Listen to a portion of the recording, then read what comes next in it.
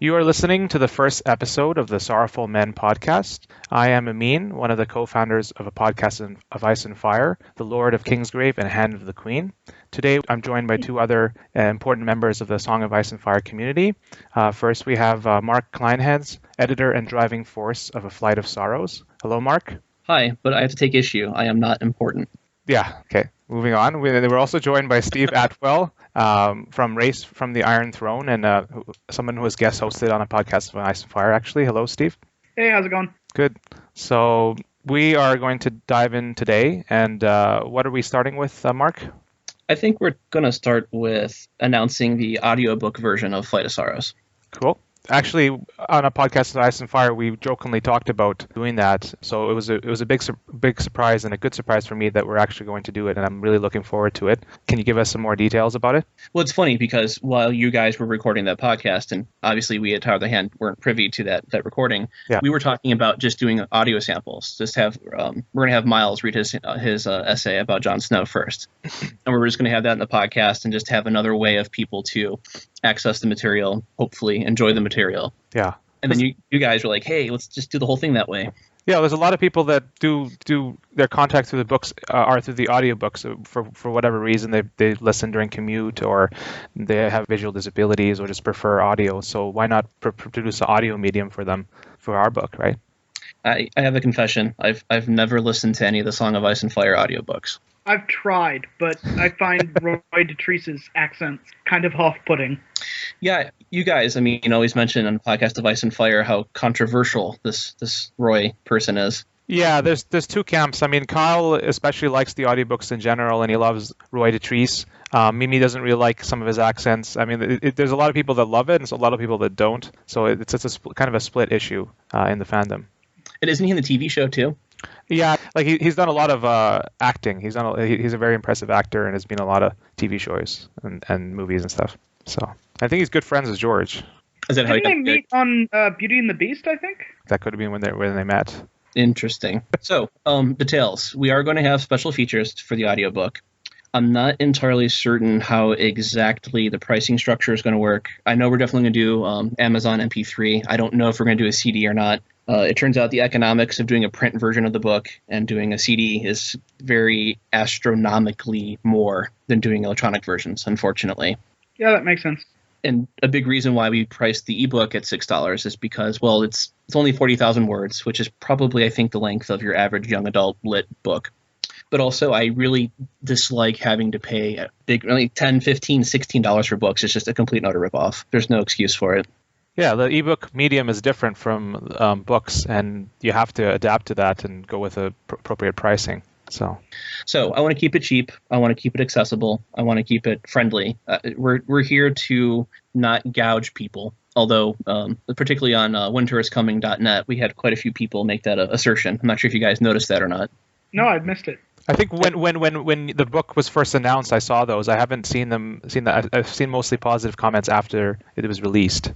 Yeah, I'm not complaining, mind you, because I think the personal email I've received and feedback on the Facebook page and everything, it's like 98.9% positive. So who the hell can argue with that?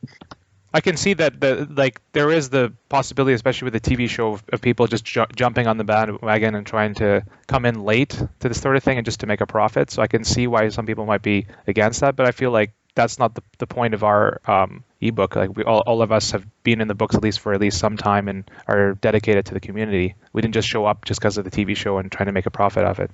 So I also think quality is an issue, which is that, like, I've read a couple of the ebooks that are out there, and some of them are quite good, and some of them are less good. And I think one of the great things about Tower of the Hand is that it attracts a really high level of writing and thinking about the fandom.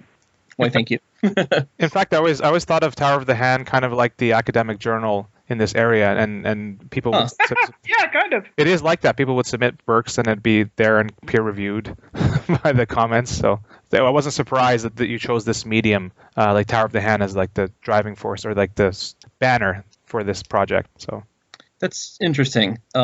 I said in the introduction to the book how I just kind of hit Johnny up out of nowhere. I'm like, hey, I'm this guy. I've written for a couple sites. Here's my essay. What do you think? And it was so easy, and he was so friendly, and the site was so approachable, and it was so much fun. Not only did I have no problem getting the essay up, I've obviously stuck around for the last year and a half, but it's only recently that I've spoken to him, and I realized all the people who have tried to get published on the site and haven't. So it's kind of like, wow, I guess you guys, not to say, of course, that Johnny has no standards, although I'm sure personally he has no standards whatsoever. But yeah, it's a lot more than I thought it was. A lot more academic, if you will. Well, that makes me feel even better about myself. Yeah. Was it the same experience for you, Steve? Did you just kind of approach them and say, hey, here's my stuff, publish it? Yeah. I mean, I approached them with a list of topics that, I was doing stuff for Race for the Iron Throne, and I wanted to get my name out there. And, they liked what I had to offer. And, on editing, on finding images and all that stuff, they're really good. Yeah. And hey, they just published one of my pieces after I was gone for the fandom for about 4 months, and that's pretty damn generous. Let's talk about that, shall we, Mr. Attewell? What happened? Okay. What happened was I had to finish my dissertation. That I was just, I had characteristically spread myself too thin over too many different initiatives, and I needed to buckle down and get a draft finished, which I have done, and now it's in revisions. Congratulations. Yeah, Thank congrats. You going for history? Is it history or philosophy? I forget. It's history of public policy, which means that that's where the political angle of Race for the Iron Throne comes in, is that I tend to look at any work of fiction and immediately begin analyzing the politics or lack thereof. Yeah, I could always tell that you were drawing upon your personal academic background when you were talking about the series. Like, in fact, I think you guest hosted on one of the shows, right? Was it the UK one? The UK one, and then Stupid for Game of Thrones. Yeah. So I enjoyed there, and seeing that feedback there. So. Yeah, that was fun, and they wanted me for sort of the stupid pet tricks thing of just finding historical parallels between characters. But as much fun as that it is, I also like doing the kind of, okay, here's this invented historical world. What are the political ramifications of the societies and institutions that George R. R. Martin has created? Do you ever get into the comparison of Westerosi politics or political structure compared to, say, American diplomacy versus European foreign policy? Not so much. I've tried to stay kind of in the realm of comparing it to the history and foreign policy of medieval Europe. Okay.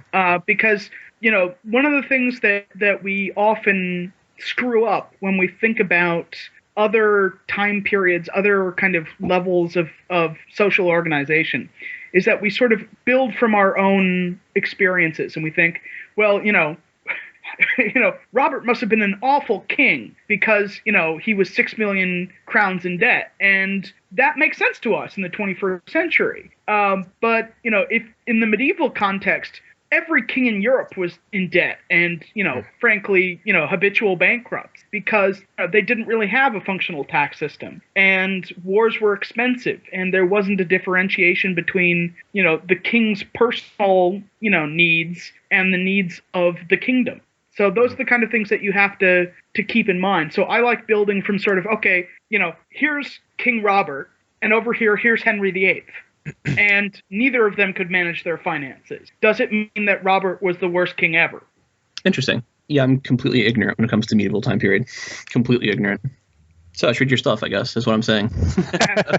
Yes, read my stuff. And while we're on the subject of monetization, buy my t-shirts. Because no one has yet.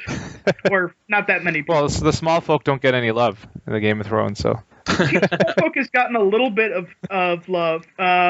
What I found out, on the original topic is that issues of volume make it difficult to kind of monetize this stuff, that you need a certain level of sales in order to kind of receive money. So I've made money off of t-shirts and, the Amazon.com links and all that. I just haven't gotten to the threshold yet of them actually sending me a check. So I'm kind of in this weird limbo state of like having made not enough money to actually make money.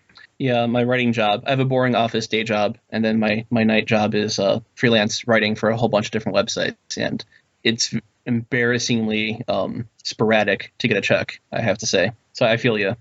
So we're talking in general just about funding our various contributions to the fandom, or I guess so. Yeah. Well, at the podcast Fast Fire, it's always been a labor of love type of situation. Yeah. So our goal economically is to break even, which we're not there yet. But and Mimi's taken the brunt of the cost, just the website and data costs and that sort of thing. So we have a donation model where people can donate whatever they want. That's helped, but we're not close to breaking even. So if you judge us on a business basis, then we fail. But we don't see ourselves as a business.